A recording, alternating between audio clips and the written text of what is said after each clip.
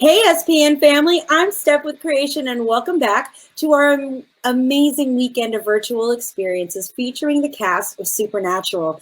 Just wanted to remind you that the top 5 tippers are going to win a 10-minute video meet and greet with Misha right after this panel. So make sure your top supporter information is updated with your current email address. It's really important. So if you want to do that, scroll just underneath the Stage It screen. You'll see where it shows a little trophy icon. Just to the right of that, you're going to see where it says complete your top supporter information, and that is where we're going to find your email address to send you the links. If you'd like to tip, click the green tip button on the bottom left-hand corner of your Stage It screen. And remember that tipping ends as soon as Misha is off the screen. So any tips made after that will not be counted towards the total. All right, 1 year ago today, we were in Las Vegas for the only convention we were to run last year. And for those of you who've never been to our live events, Saturday is commonly referred to as Misha Day. So how could we have a supernatural virtual experience on a Saturday without the one and only Misha Collins?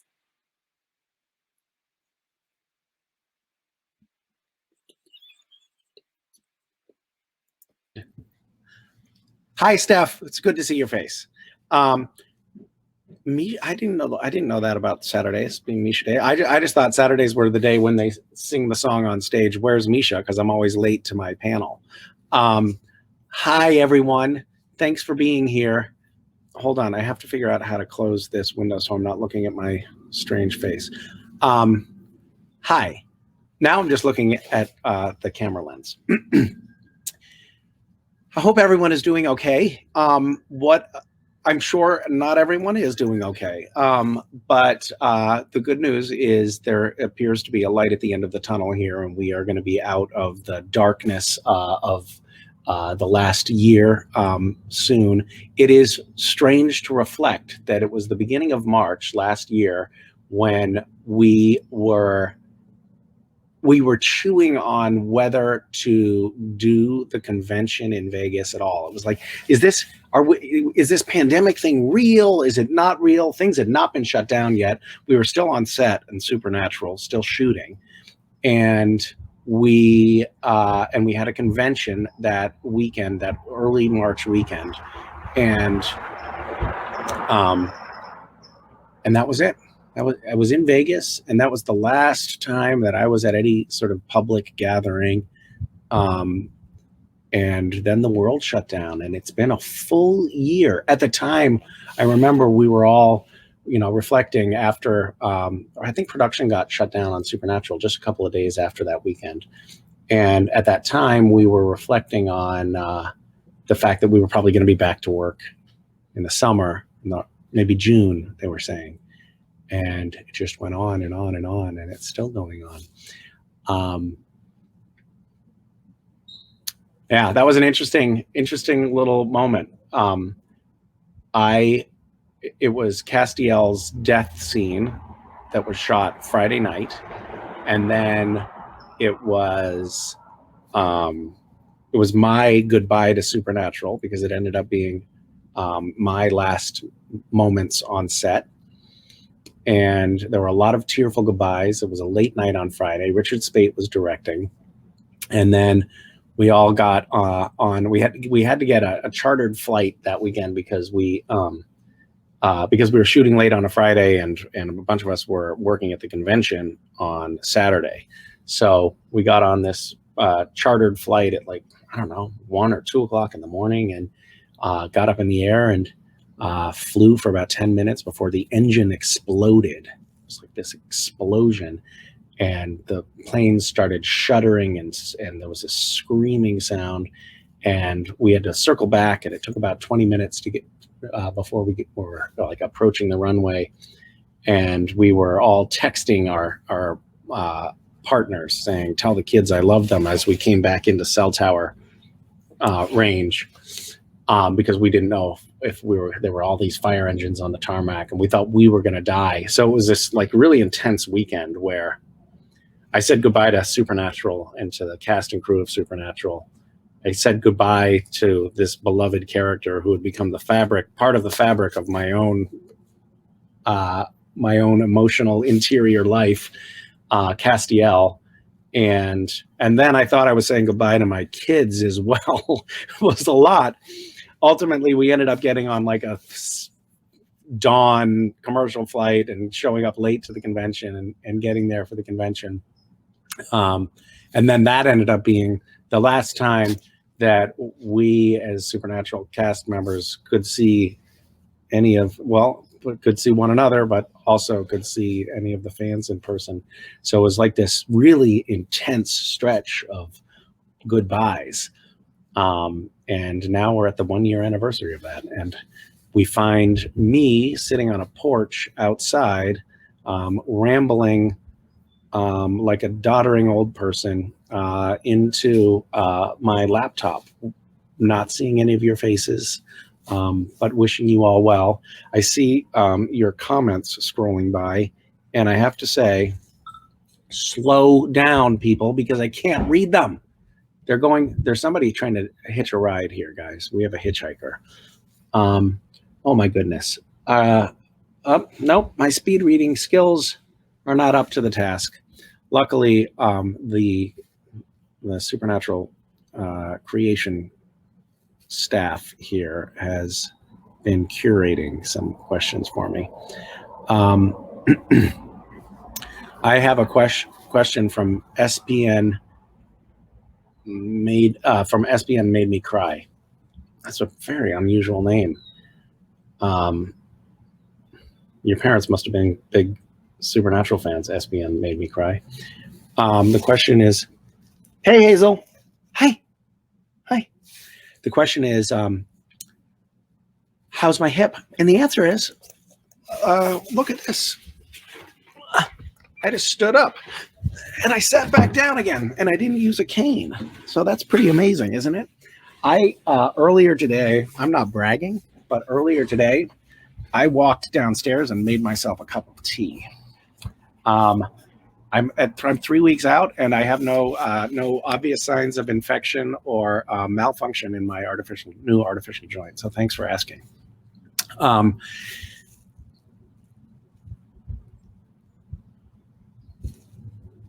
Arianen, hi. Arianen has a question for me. Misha, if you could do anything dangerous just once without risk or consequences, what would it be? Love from Wisconsin. I could do anything dangerous just once without any risk of consequences, what would it be? That's a really good question. I do think that the consequences sometimes do factor in to my decision making about whether or not I want to try something. I guess I would be kind of intrigued by the idea of space travel. I think I would like to maybe visit the moon or the International Space Station or something like that. But first of all, did you know, Arianen, that the Russians sell seats on space flights to people who are willing to pay $20 million or more? So if you have the money and you aren't too risk averse, it's possible to go visit the International Space Station. I would be interested in doing that if there were no consequences and no price tag. And I suppose the consequences of a $20 million price tag are pretty high. But if we could take that off, I would go to the moon or to the space station.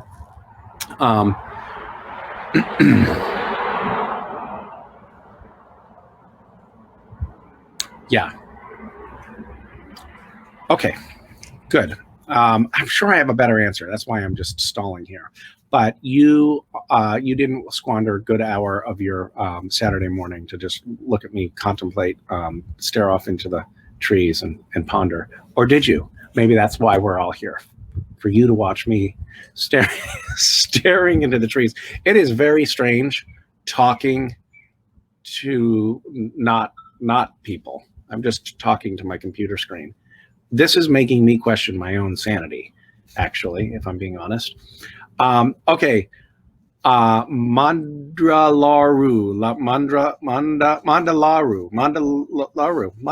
Hi. Misha, if you could join any band, current or past, Who would you pick?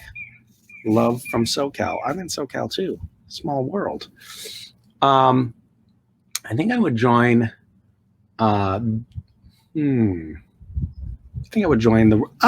This is a good mashup of the last two answers. I would join the Rolling Stones because, and I would join the Rolling Stones in their heyday. But I would piggyback that with the no consequences question, and I would join the Rolling Stones and engage in all of the sex and drugs that they do. But I wouldn't have hangovers, and I wouldn't have, and I wouldn't be afraid of dying, and it would be great. And I wouldn't contract any STIs. It would be a real blast. I read Keith Richards' book, and I don't know if how many of you have read his autobiography. Oh wow, did they have? They really lived the rock and roll lifestyle. Anyway, okay, I don't really want that. But that's my answer.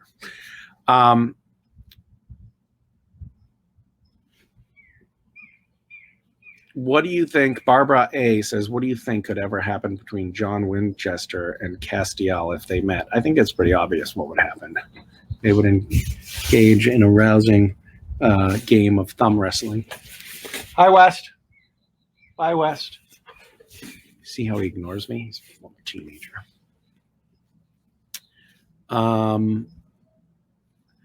Dasha says, hello from Belarus. If you could film in one of the legendary films, what movie would it be and which role? Sending lots of love to you. I really would love to have been in The Matrix, the first Matrix movie, and I would like Keanu Reeves' role. I think that would have been really awesome. I want to be Keanu Reeves. Hi, Zlata from Russia. What would Castiel do if he became God?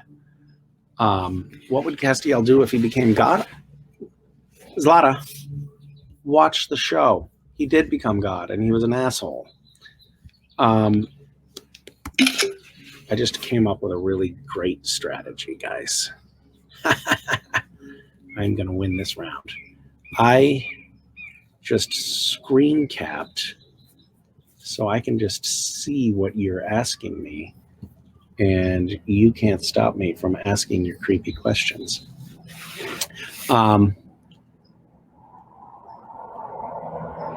Maria Luzia 14 says, a cycle of our life has come to an end, and we are going to start a new phase of our life. So what is your advice for us to deal with this?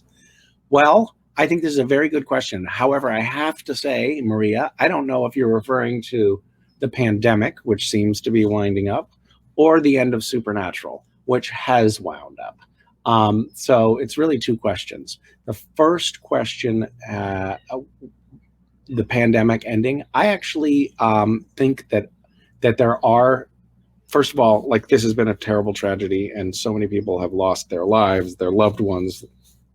Frankly, even losing your sense of smell, which a lot of people are suffering through right now, or losing your job is bad enough.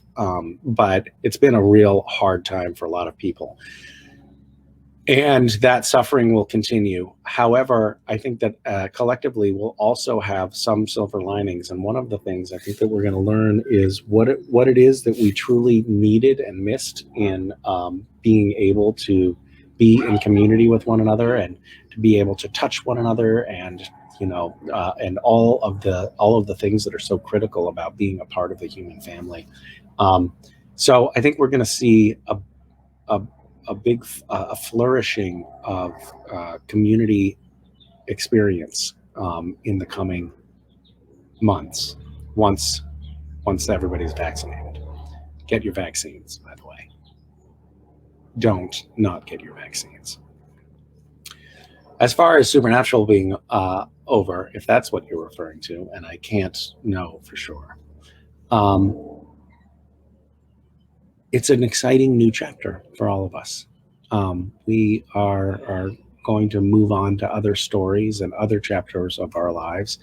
And the nice thing about Supernatural Ending is that the show is available on streaming services. So, like an old friend, we can revisit it, and I think that the fandom itself is not going away, and us cast members are going to always see ourselves as inextricably and permanently ensnared in this community.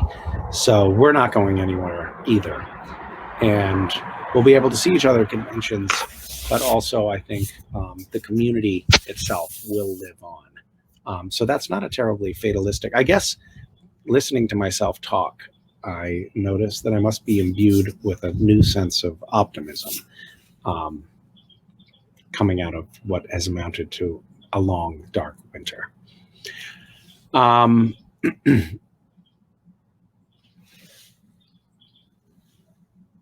Misha, please tell us about the alternative ending. What are they going to do? Fire you?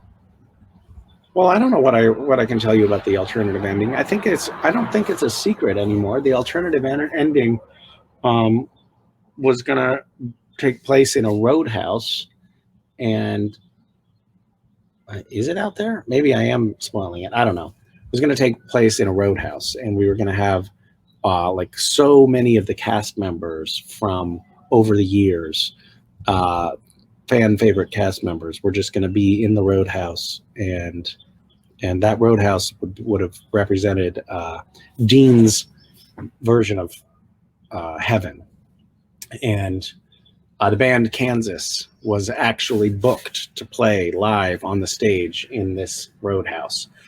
And it would be a really lovely, beautiful reunion. But the only problem with that is that during the pandemic, it would have required all of the cast members who flew up from the US to quarantine for 2 weeks.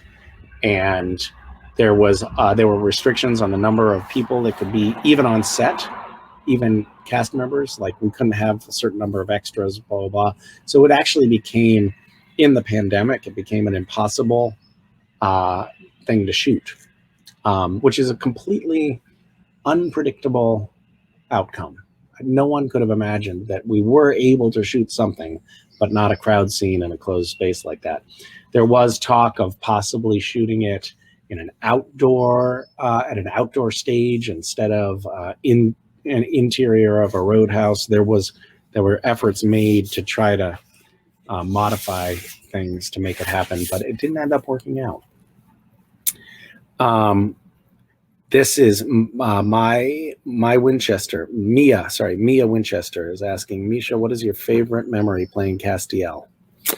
My favorite memory playing Castiel, I don't have one favorite memory, but I do. I think when I reflect on the fond memories of shooting, it was really just the laughing. We just had a great time on set, and there were so many days and so many late nights when we were just sitting there laughing, wasting Warner Brothers money, ruining takes by pranking one another. And I think that friendship and that joy and camaraderie are elements of working on a set that I will undoubtedly be trying to recreate for the rest of my career, because that was the highlight for sure. All right, I've exhausted a screenshot's worth of questions.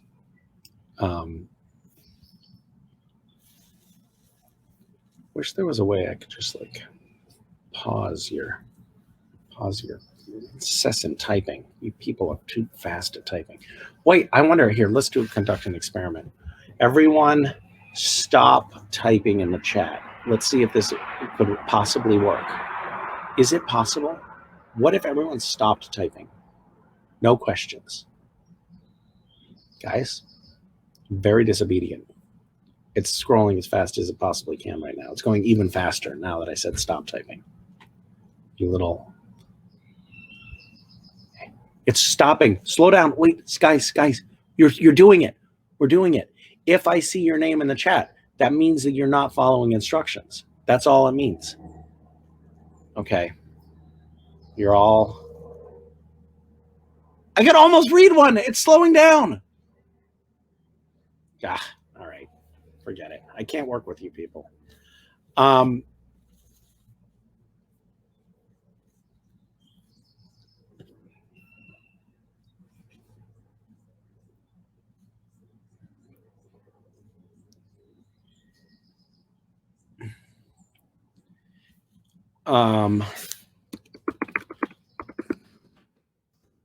Here's a question. Hi, I'm Shusha. Hi. What kind of animal do you think Castiel could have?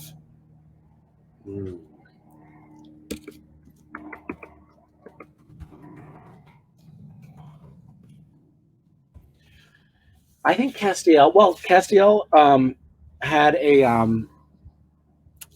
he had an angry cat stuffed animal that he gave to Claire. So a cat seems like, I think it should be a cat, because also then we have that clever play on words with Catstiel. So it would be Castiel with his feline Catstiel. And I think that would be a winning combination. And I think there's also something kind of endearing about the idea of a middle-aged man in a trench coat petting a cat and then occasionally pulling out an angel blade and stabbing somebody. I just think it's a nice visual. So that would work for me. Maybe a hairless cat. I don't know if you guys have seen those. I can't remember what their other name is, but they're really truly creepy looking animals.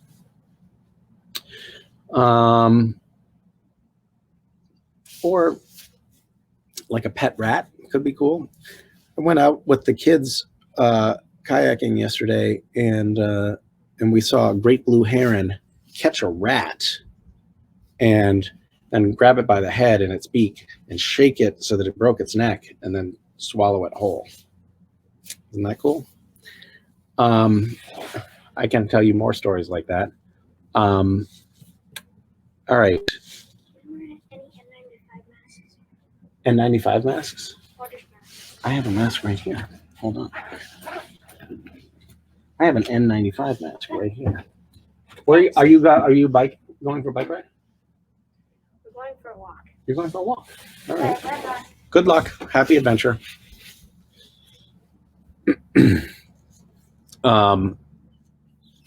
Okay.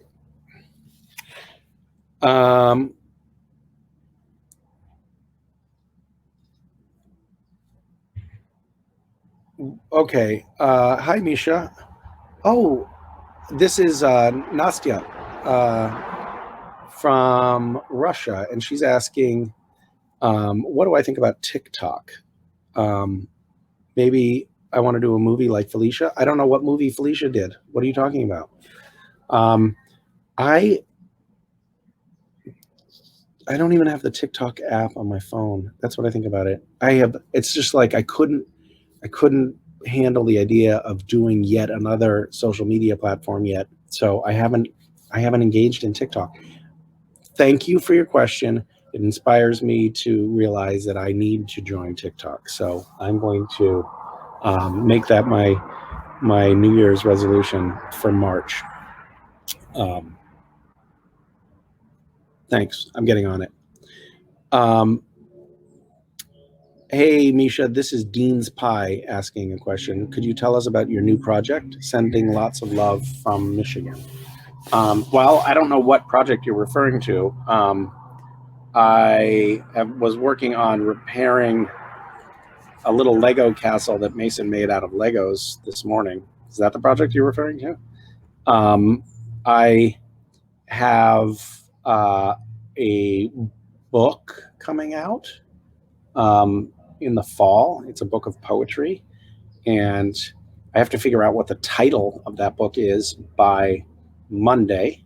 So that's a project that I'm working on right now, figuring out what the title is and also finishing the book. And I have a couple of other feature film projects that I'm working on developing, and I'm also working on the project of healing up so that I can start running again after my surgery. And then there's another big project that I'm working on, which is trying to figure out what I want to do with the rest of my life, which, as it turns out, is a rather onerous task, unpacking what one wants to be when one grows up. So those are my projects that I'm currently working on. I think I probably have other projects, but I can't think of them. Well, here's a project. Right now, Gish is happening. We're doing a mini hunt for Gish this weekend. This very moment, it's happening. And Felicia Day, who was just mentioned in that TikTok question, is actually hosting. And we just launched a little fundraiser for the indigenous people of Ecuador, the Quechua people, who have just been devastated by a terrible oil spill in the Ecuadorian jungle. And we're raising money for them. That's a project that I'm working on. Yeah, I could ramble, and I am rambling. I have been rambling. This is one big ramble. I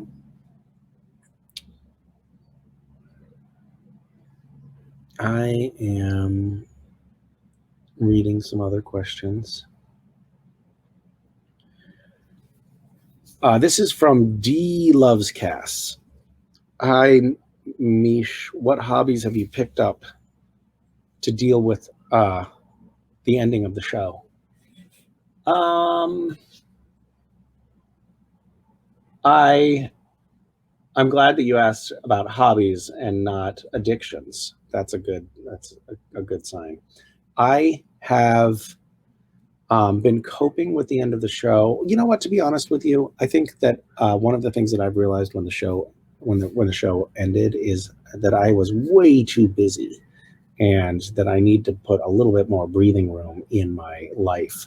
I was finally able, for example, to finish a manuscript for a book that I've been trying to write for like 7 years or something. And so I had a little bit more bandwidth for that and for some other, projects that I had just mentioned. But I've also had a lot more time to go camping with my kids and spend some time in nature. And that's been really lovely. But I was too busy before. So one of the hobbies that I'm trying to pick up is slowing down, spending more time meditating and camping and trying to be happy. That's that's the hobby that I'm trying to pick up. All right, I'm giving up on that. Trying to read the scrolling text. It does make me feel somewhat loved to see that this is so scrolling by so fast. Either creation has created a bot that just generates questions very quickly to make me feel good, or there are actually quite a few of you out there. Bye. Have fun. Don't get run over by a car. Okay.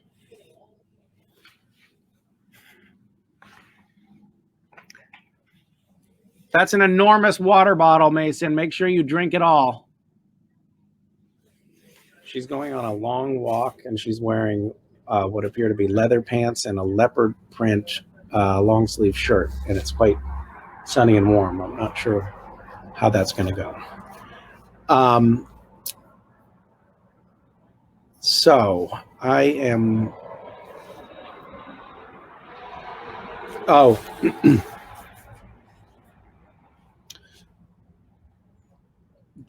Jawa Walker. I don't know how to pronounce your Jawa. I think that might be a Brazilian name, is my guess. If today was your last day on Earth, what would you do? Well, that's a sobering question. I think I would probably, oh God, this is going to sound very trite. I would probably hang out with my kids. And then I would meditate as hard as I could to try to attain enlightenment before being wiped off the planet. As I mentioned maybe earlier, or was that on another call? I've been reading with my son Hitchhiker's Guide to the Galaxy, and the Earth in the very opening of that book.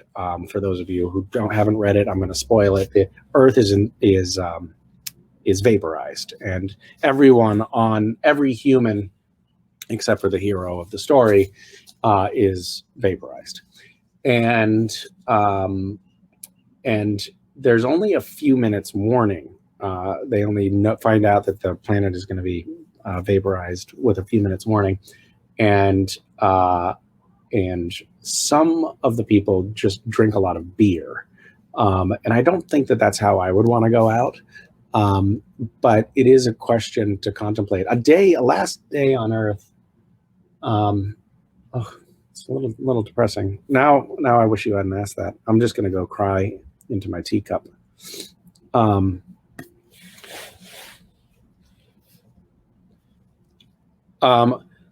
Holly,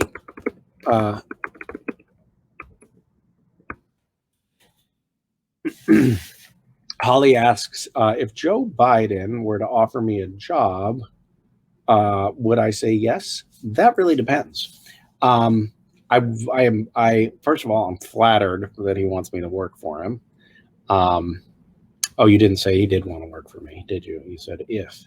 For example, I'm going to posit a couple of hypotheticals here. Oh my God, this reminds me of a conversation that I had with a new friend on Zoom. There were a few of us having this Zoom social, 4 of us on this Zoom.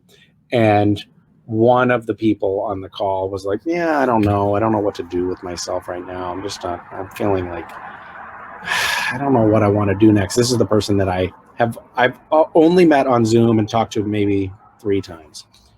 And she was like, I've done a lot of, political stuff. And so I was thinking maybe I should keep doing that. Maybe I should, I've been working for the U.S. government for long enough that I'm grandfathered in, so I could do an early retirement in 5 years when I turn 50. And so maybe I should just keep up with the government job, but I just don't know. And I'm thinking well, what government job are you going to be offered? You're going to be are you thinking about working, in at the Library of Congress, collating the card catalogs, or what kind of I don't know what kind of government job she's talking about.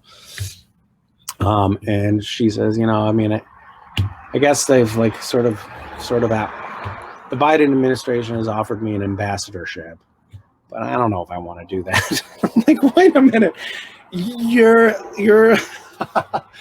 I was shocked. I was totally shocked. I was like, I think, yeah, go ahead and take the ambassador job, and that sounds pretty good. Do that. For example, if I was offered, I worked in the I didn't work. I was an intern in the Office of Presidential Personnel for Bill Clinton, and that office it still exists. The Office of Presidential Personnel is the office where they make presidential appointments. So the president can not only appoint cabinet members, actually can't quite appoint cabinet members because they require Senate approval in order to be actually ordained as cabinet members. But there are a lot of positions in the government that are one notch below Secretary of Agriculture or ambassadorships that don't require congressional approval. And those the president can just appoint these positions. There are 3,000 of them. And there were a lot of people applying for or throwing their hat in the ring for presidential appointments in this office where I worked. And so one of the things that I did is I would open envelopes from people who were applying for jobs. and I saved a few of the this is I'm sure a felony crime, but the statute of limitations is up and I can get away with it now. But I saved several of the applications that came in, and one of them was from a guy who said that he wanted to be an ambassador, I think like ambassador to Norway, and he was quite adamant that he was the man for the job, because God had spoken to him in the bathroom of the Mayflower Hotel and told him that it was his will, it was God's will that he be the ambassador. Another woman applied to be Secretary of Agriculture, I believe, and she had been I guess she had been in soft porn, and she sent all of these soft focus, glossy 8x10 nude photos of herself accompanying her application, which I thought, like, this is not going to work. No, you can't do that to apply for a presidential appointment. But of course, it was Bill Clinton, so actually maybe it was an effective means of vying for a job. I don't know. Anyway, long story short, if the appointment, that is a long-winded answer. If the appointment was to a presidential appointment, Biden said, hey, I'd like you to come clean the toilets in the White House. Will you do it? I probably would. Yeah.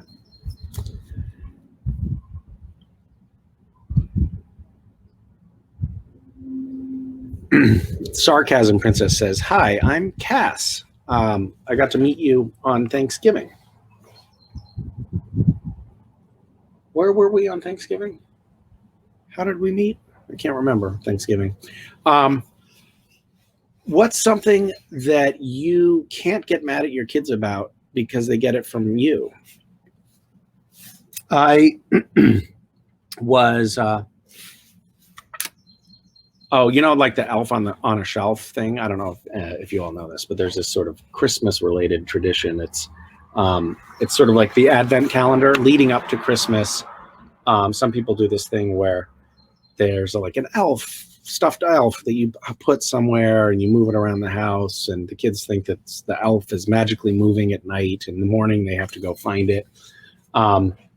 I did something a little bit different. I had an Advent calendar. But I told the kids that the elves hide the Advent calendar. Advent calendar, for those of you who don't know, is like every day of December leading up to Christmas, there's like a little tiny door, and behind that door, there's like a chocolate or a candy or a toy or something like that. And our Advent calendar was like, you know, it was a fairly substantial thing. And I would move it around the house after they went to sleep, and then put little notes in the door for the next day, and they would open it up and they'd find a note from the elves and a little gift of some sort. And one year I forgot to do it, and it was like December 5th, and the kids were like, what's going on? Like, why aren't the elves leaving the Advent calendar? And I was like, I don't know. What's wrong with those elves? They lazy, useless elves. And then I wrote a little letter for the kids from the elves saying, oh, you know, we were stuck in a snowstorm. We went to visit our friends on the other side of town, but then there was that snowstorm and we got stuck over there. And we tried to come back on foot, and then one of us got frostbite, and it was like, there's a long-winded excuse of why it had taken so long. But finally, they found a deer who was willing to let them like crawl up into its fur and carry them across town. And now they're back and everything's fine. And they're back to where they normally live, which is in the walls of our house year round. And so then the kids were like, the elves live in our walls? And I was like, I don't know, right? Read the letter. Apparently, yes, they live in our walls. And so sometime in the summer, I came home from shooting, and I got home, and West had a hammer, and he was demolishing the house. He was just like pounding a hole in the drywall of our mudroom, like at the entryway in the house. He was just like pounding a hole, a big old gaping hole. And I was like, "What, West? What are you doing? You can't just take a hammer to the wall like that." And by the way, he's way too old to be doing something like that. It's like he knows you don't pound a hole in a wall. And he was like 8, and he said, "I'm looking for the elves." I was like, "Oh yeah, okay, cool, I get it." I can't be mad at you for that because the elves live in the walls. So he got it from me, and I couldn't be mad at him. I was mad at him briefly.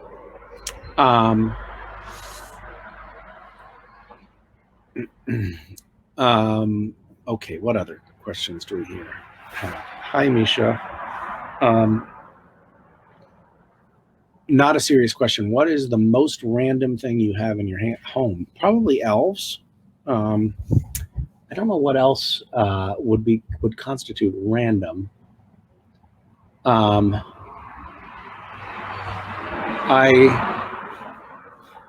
some reason now, just inappropriate things are coming to mind, so I'm going to skip that question. Vika from Russia asks if I have a tattoo. I don't have a tattoo, and I feel like this is sort of a glaring omission in terms of body modification.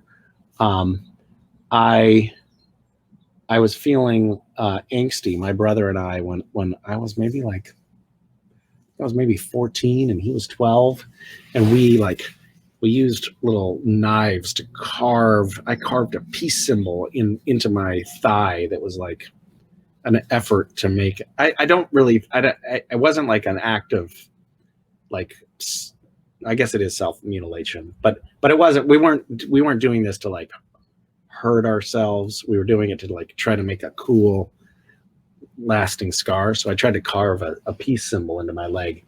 And it's very faint. You can still a little bit see the peace symbol. But I don't consider that a tattoo, and no one but me could identify it.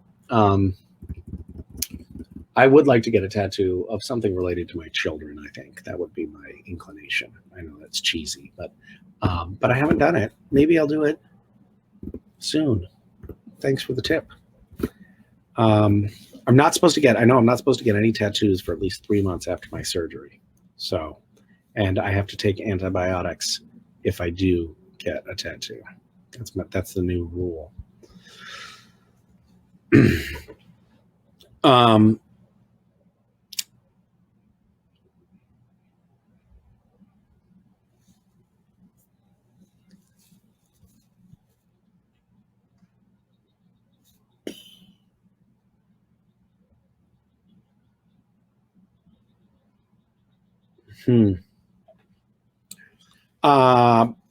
Parker is from Australia saying 2020 was a rough year for a lot of people. Do you have a message for people working on sobriety? I would say self-medicating is something that I have struggled with. Like there have been a lot of hard times when I've been like, I don't want to feel the feelings I'm having right now. So I'll drink or whatever. And it is never, it's never the right answer. But if you're struggling with sobriety, I would just offer this one nugget, which is, I think it really does help to have the support of other people. It's a hard thing to do alone from everything I know about it. So lean on people. I mean, I think that the pandemic in general has probably given a lot of us the insight that we really need one another, maybe more than we thought. I thought that I really identified as an introvert. I know that probably sounds weird. It's like somebody who gets on stage and feels kind of comfortable in the limelight, because that is true of me. But I like when I would go to conventions a lot of times, this is an embarrassing secret. I would find a room, like all the actors would be hanging out in the green room, and I'd say hi and hang out a little bit, but then I'd find a side room to go hang out in, because I would want to get some work done and get some reading done and try to get some alone time. And I always thought I just need alone time. I just need alone time. And people would ask me, if I wanted to go out for dinner or something, and I'd often be like, no, I gotta be alone. And I'm realizing now that I'm way, way more of an extrovert than I thought I was, and that I really need the company of people and community in order to thrive. And I think that this experience of the last year has really helped me see that going inward and like try to handle things on my own and trying to create more solitude for myself is actually often for me counterproductive. And a lot of times that impulse to go in is actually an indication that I need to be going out, that I need to be like reaching out to people and connecting with people. And I have found that this year pretty starkly.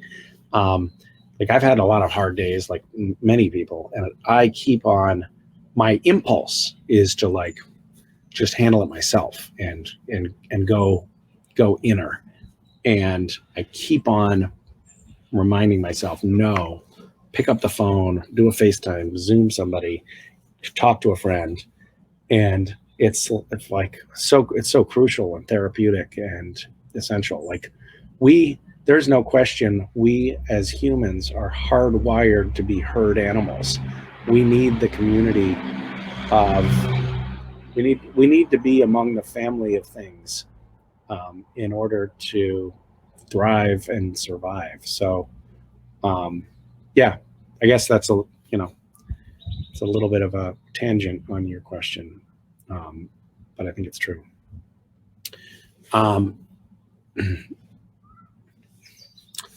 A question about a short film about an airport. Oh, how did this idea come about, and how much did you laugh while writing it? This is from Natasha. This is about the TSA shorts.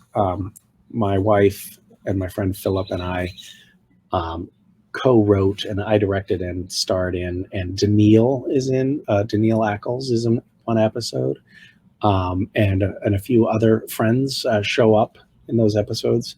They're very short. If you haven't seen them, I think that they're worth watching. They're kind of funny. And the idea came from going through TSA checkpoints. I went through a TSA, by the way, for those of you who haven't seen it, the little shorts that we made, I think you can find them on YouTube, or I think they're actually on Apple TV or something. It's called TSA America Level Orange. Daniil's episode is particularly gross. The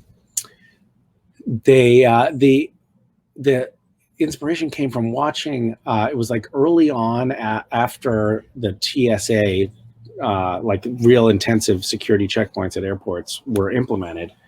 And I watched this old man who couldn't walk without his walker be forced to like go through the metal detector without his walker, but he couldn't walk, and he basically ended up like having to crawl through it.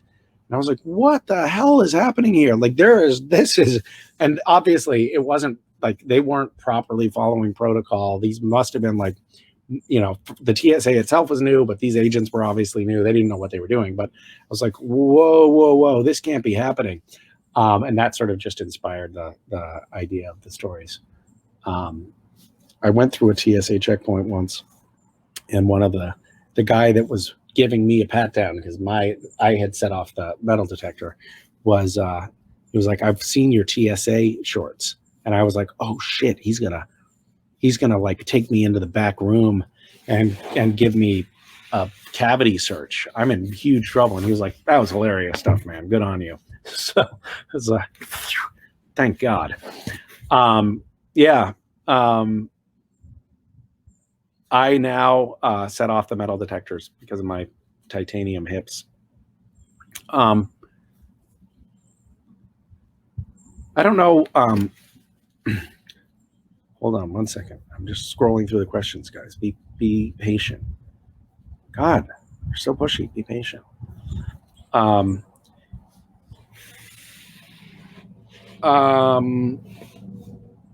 Well, guys, I'm also going to offer you this last reminder that we're getting close to the end here. We have 10 minutes or so left. So if you do want to tip. I think this is you're getting into the window here. Okay.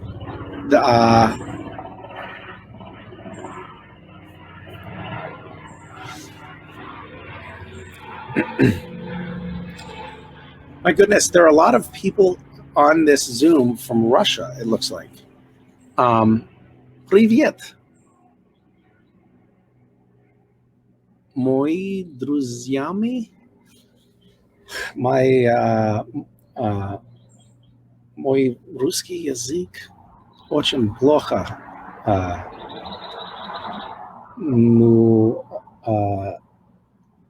Я хочу говорю лучше. Okay. Joanna from Portugal is asking, what is the hardest scene that I have ever filmed? The hardest scene was, well, that depends on what you mean by hard. Hardest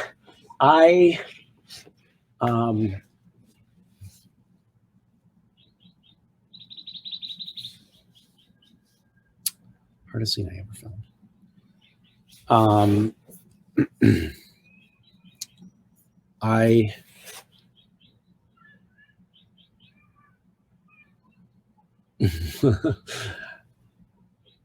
sorry. I have like stories are coming up and coming to mind that I can't tell. Oh well, one scene that was absolutely awful. Awful. It was just like, are you kidding me? Are we really doing this? There has to be a better way. There's this thing in filmmaking called it's called a Ritter fan. I don't know why it's called a Ritter fan. But I remember the name of the company was on this particular Ritter fan. A Ritter fan it's about 7 or 8 feet tall and 7 or 8 feet wide. It's round like a fan, and it's basically like the propeller of an airplane. It's just like this enormous fan that creates wind that's like so strong that like you can pretend that you're in a hurricane or a tornado and like you lean into the wind and it like will keep you from falling over. It's just like really, really intense wind. And they had decided that they wanted to use a Ritter fan for this scene where Dean and Cass were crawling toward the portal to get out of purgatory and back into the real world.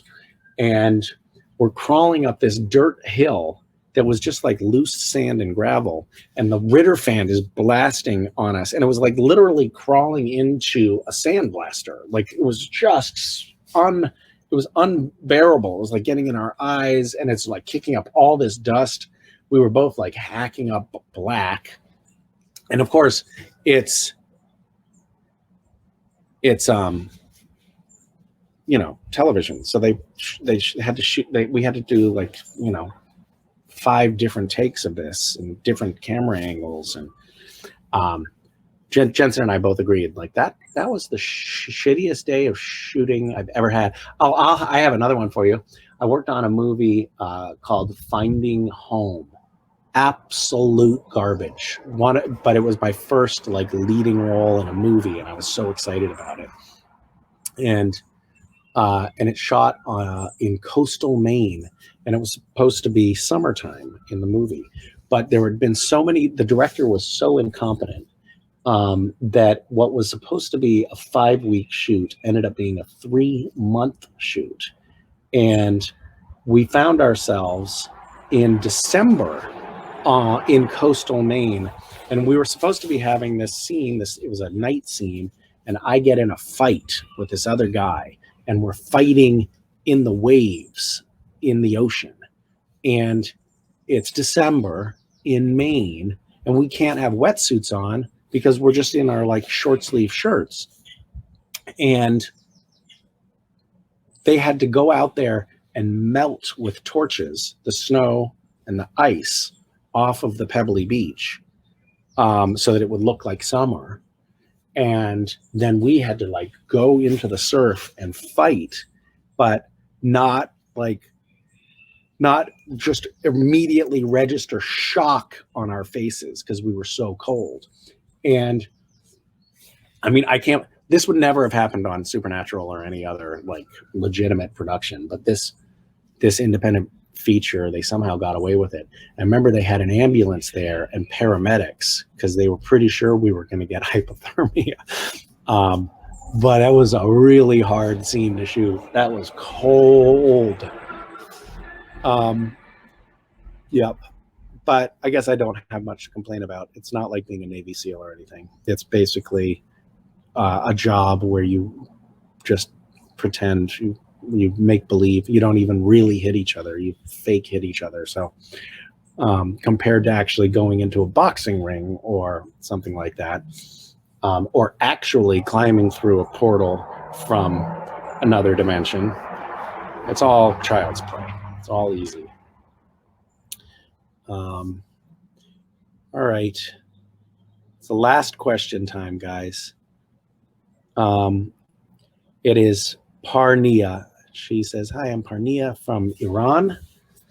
I love what an international audience we can have in this context. It's so cool."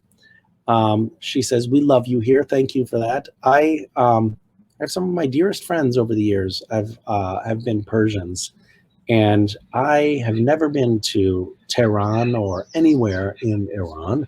And I would love nothing more. I love Persian food, and I have a particular affinity for the Persian people I've met. So I appreciate your kind words, but I also would like to say, please bring me to your country. Take me to your people." Oh, that sounds so fun. Maybe that's where I'll go as soon as the pandemic is over. I'll figure out how to get a visa to Iran. Anyway, the question is, who's my favorite villain? And the answer is, of course, Donald Trump. I can't wait to see him go to prison soon. That's so exciting. And see what he'll do in the next chapter of his life. And that's a really great last question. Fitting for me, I would say. Well, I would like to say some parting words since that was my last question. And I will say these words. Thank you all for joining me. Thank you for your absurd string of questions. You are lovely.